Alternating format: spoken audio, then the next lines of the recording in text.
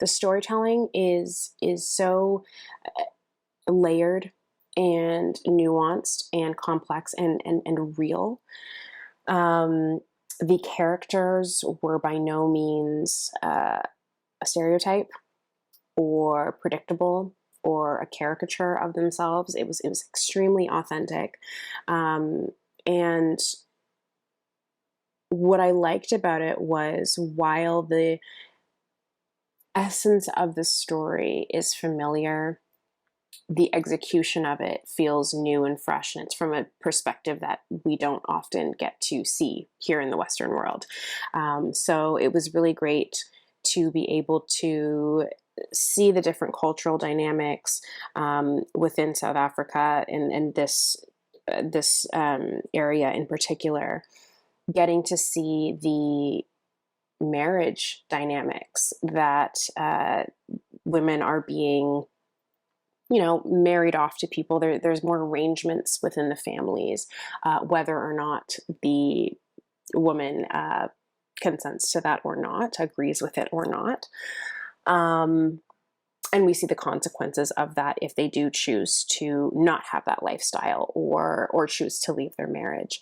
And then obviously complicate on top of that if your sexuality is not aligned with the marriage that you're in.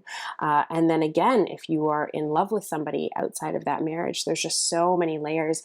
And the two women, I mean, the performances were absolutely incredible, but they did such a great job of showing the relationship between the two of them. It was so loving and respectful and intimate, but also flawed.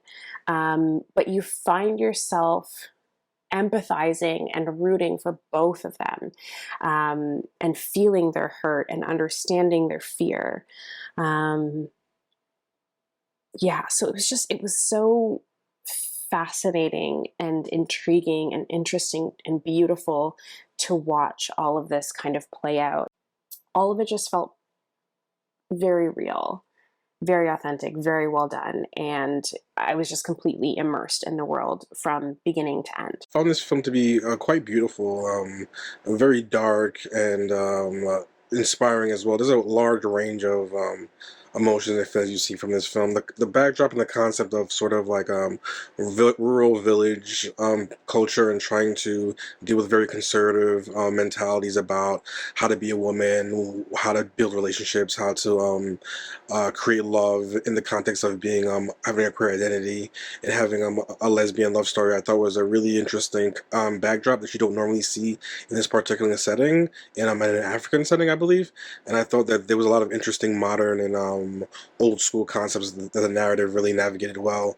In general, the from a technical aspect, almost every part of the story is very detail oriented, very well done.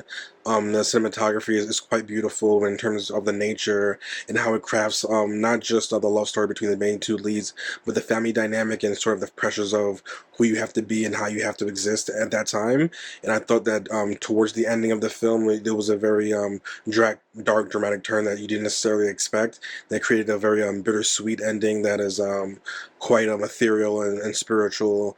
And I thought that the construct of having the woman appearing in the window, even though she wasn't there, at the end was reflective of the kind of imagery and beauty that tends to dominate this particular film. So I ended up really enjoying it. I thought it was a very well done narrative that you don't normally see done this well at this scale. Beautiful cinematography, beautiful use of foreshadowing throughout the whole film.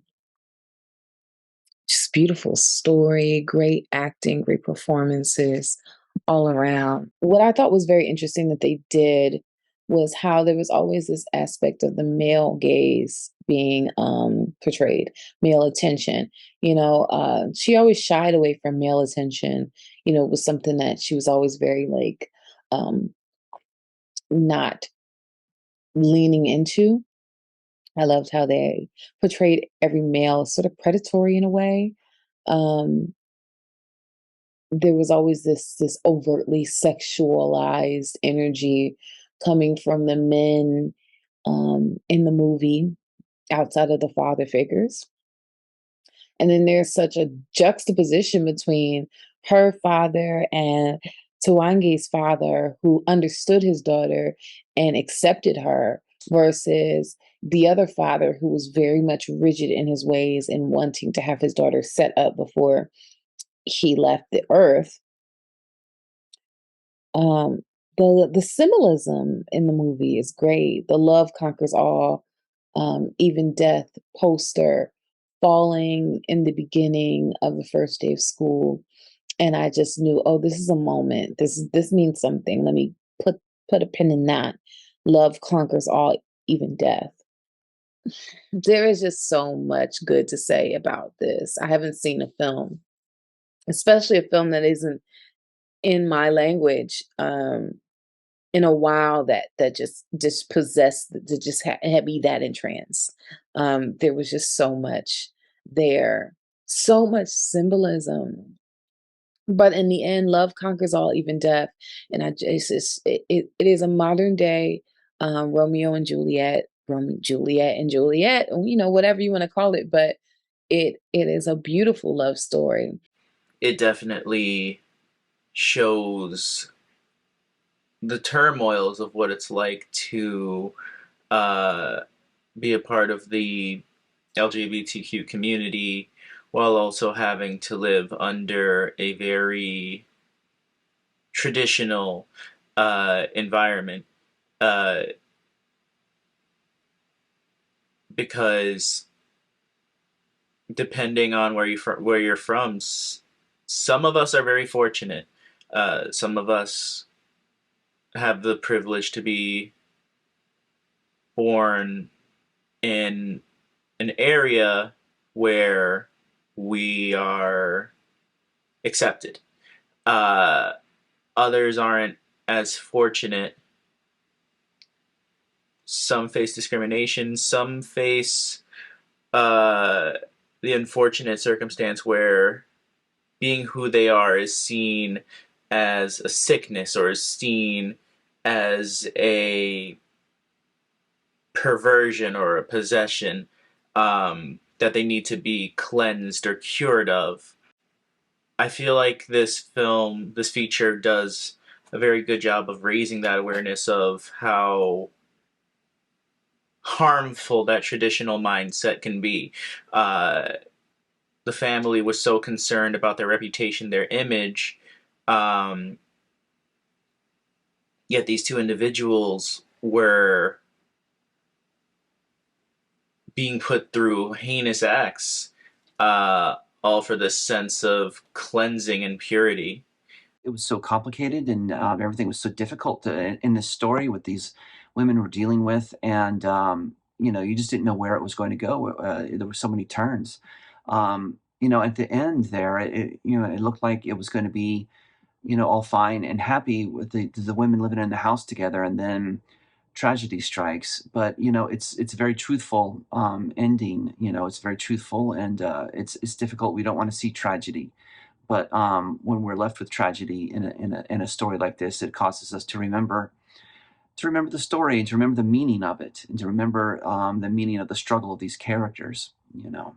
So this is very well made. It was very nicely written and directed, wonderfully shot, wonderfully edited. This was an updated version of Romeo and Juliet, except with two women who are struggling between their culture, their families who don't want them together.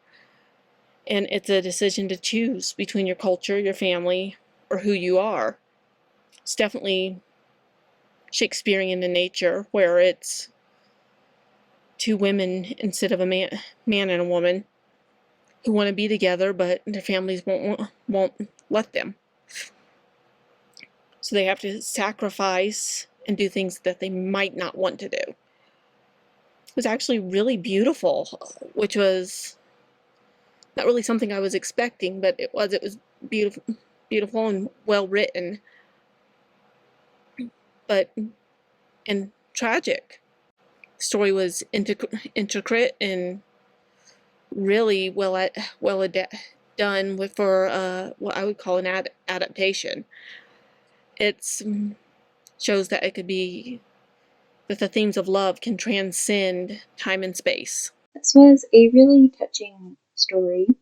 I thought it was filmed really well. It was great to see the complexity of all the characters in the piece that were influencing our main protagonists' lives. I loved how their personalities came through, and the genuine feelings I felt for the characters as the story unfolded. Really great film overall.